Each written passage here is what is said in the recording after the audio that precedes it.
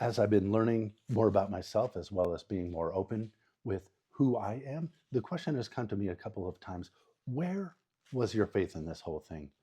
Which I do think there's an extremely valid discussion to be had about depression and anxiety and faith and what to do when you're in that position, or how to support other people when they are experiencing those things.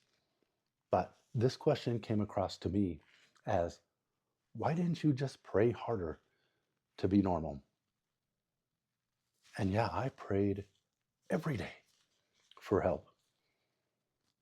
And my wife prayed so much for me out of the depths of her heart, because there were days that she came home surprised that I was still alive and hadn't thrown everything away.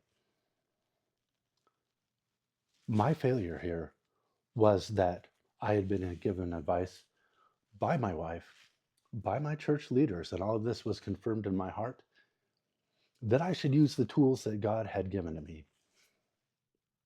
But I was blinded by the old masculinity thing of men don't get help and men do not go to therapy. So I dragged my feet and I took forever.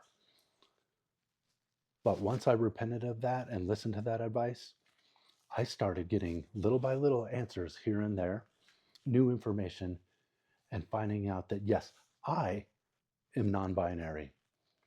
And that by changing a little bit of my presentation and how I look, I could get out of that pit that I had been living in.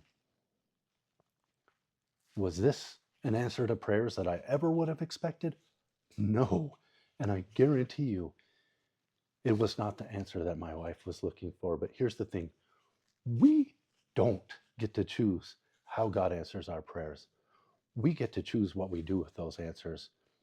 So now that I'm not finally being pressed down into that pit of sorrow and anxiety, without all those things holding me back, I have a stronger base to where I can be more present for my family. I can serve other people. I can love and I can support.